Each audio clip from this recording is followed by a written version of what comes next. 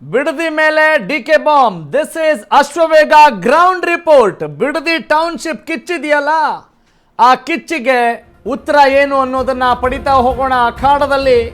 ನಿಮ್ಮ ಅಶ್ವವೇಗ. ಎಸ್, ಬರೀ ಪ್ರತಿಷ್ಠೆನ, ರೈತರ ಬಗ್ಗೆ ನಿಜಕ್ಕೂ ಕಾಳಜಿನ ಅನ್ನುವ ಒಂದು ಯಕ್ಷ ಪ್ರಶ್ನೆ ಇಲ್ಲಿ ಶುರುವಾಗಿದೆ. ಬಿಡದಿ ಜನರಿಗೆ ಟೌನ್ಶಿಪ್ ಬೇಕೇ ಬೇಕಾ, ಬೇಡವೇ ಬೇಡವಾ? ನೋಡೋಣ. ಭವಿಷ್ಯಕ್ಕಾಗಿ ಜಮೀನು ಬಿಟ್ಕೊಡ್ತಾರ ಜನ? ಜಮೀನು ಅಂತ ಹೇಳಿದ್ರೆ ಅದು ಅವರ ತಾಯಿಯ ಒಡಲು. ಜಮೀನು ಅಂತ ಹೇಳಿದ್ರೆ ಇಲ್ಲಿ ನಮಗೆ ಅನ್ನವನ್ನ ಕೊಡುವಂತ ಭೂಮಿ ತಾಯಿ. ಹಿಂಗಿರುವಾಗ ಭವಿಷ್ಯಕ್ಕಾಗಿ ಜಮೀನು ಬಿಟ್ಕೊಡ್ತಾರ ಜನ ಅನ್ನುವ ಪ್ರಶ್ನೆ ಈಗ ಕಾಡ್ತಾ ಇದೆ. ಜೆಡಿಎಸ್ ತೀವ್ರ ವಿರೋಧ ವ್ಯಕ್ತಪಡಿಸ್ತಾ ಇದೆ, ಆದ್ರೆ ಬಿಜೆಪಿ ಥಂಡ ಏಕದಮ್ ಕೂಲ್ ಕೂಲ್ ಕೂಲ್ ಅಂತಿದೆ. ಯಾರ ಮಾತಿಗೂ ಕ್ಯಾರೆ ಅನ್ನಲ್ಲ ಅಂದ್ರು ಹೊಸ ಸಿಎಂ. ಡಿಕೆಶಿಗೆ ಜೈಕಾರ ಹಾಕೋ ಜನರು ಉಂಟು, ಬಯೋರು ಉಂಟು. ಕುಮಾರಸ್ವಾಮಿ ಸಹವಾಸ ಬೇಡ ಅನ್ನೋರು ಉಂಟು.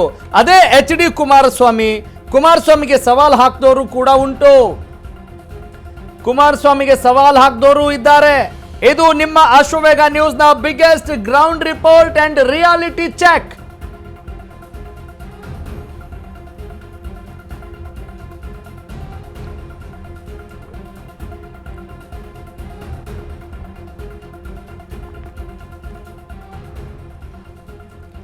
ನೋಡಿ, ನೇಚರ್, ಯೂನಿವರ್ಸ್, ಪ್ರಕೃತಿ, ಆ ಹಚ್ಚ ಹಸಿರು, ಏನು ಪಂಚಮಹಾಭೂತಗಳಿದ್ದಾವಲ್ಲ, ಭೂಮಿ, ನೀರು, ಅಗ್ನಿ, ವಾಯು, ಆಕಾಶ ಅಂಥೇಳಿ, ಅದನ್ನೇನು ನಾವು ಡೆವಲಪ್ ಮಾಡೋಕ್ಕಾಗತ್ತಾ?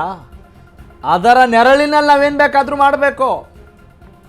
ನಮ್ಮ ಜೀವ ಇರೋವರೆಗೂ ಜೀವನ ಮಾಡಬೇಕು ಅಂತ ಹೇಳಿದರೆ ಪಂಚಭೂತಗಳ ಕಪಿಮುಷ್ಟಿಯಲ್ಲೇ ಇರಬೇಕು. ಇಂಥದ್ರಲ್ಲಿ ಆ ಪ್ರಕೃತಿಯ ಒಡಲನ್ನು ನಾಶ ಮಾಡಿ ರೈತರ ಹೊಟ್ಟೆ ಮೇಲೆ ಬರೆ ಹಾಕಿ ಏನಾದರೂ ಅಭಿವೃದ್ಧಿ ಮಾಡಲಿಕ್ಕೆ ಹೊರಟಿದ್ದಾರಾ? ಹೀಗೊಂದು ಪ್ರಶ್ನೆ ಸದ್ಯಕ್ಕಂತೂ ಕಾಡ್ತಾ ಇದೆ. ಬಿಡದಿ ಟೌನ್ಶಿಪ್ ಅದಕ್ಕೆ ದೊಡ್ಡ ಸಾಕ್ಷಿಯಾಗಿದೆ. ಜ್ವಲಂತ ಜ್ವಾಲೆಯಾಗಿ ಉರಿತಾ ಇದೆ, ಹೊತ್ತಿ ಉರಿತಾ ಇದೆ. ಕಳೆದ 471 ದಿನಗಳಿಂದ ಅಲ್ಲಿನ ರೈತರು ಪ್ರತಿಷ್ಠೆಗಲ್ಲ ರೀ, ಇಡೀ ಭೂಮಿಗೆ, ಇಡೀ ಮಣ್ಣಿಗೆ ಒದ್ದಾಡ್ತಾ ಇದ್ದಾರೆ.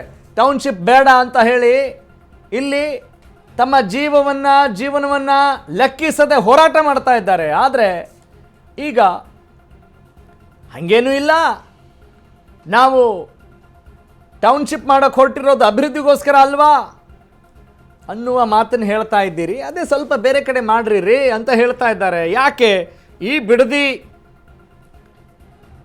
ಹಚ್ಚ ಹಸಿರಾಗಿರುವ ಜಮೀನನ್ನು ನೀವು ಟೌನ್ಶಿಪ್ಪಿಗೆ ಬಳಸ್ಕೊಳ್ತಾ ಇದ್ದೀರಲ್ಲ, ಹೌ ಫೇರ್ ಇಟ್ ಈಸ್ ಅನ್ನುವ ಪ್ರಶ್ನೆ ಕಾಡ್ತಾ ಇದೆ. ಇದು ರಾಜ್ಯದ ಜನರಿಗೂ ಕೂಡ ಗೊತ್ತಾಗ್ತಾ ಇದೆ.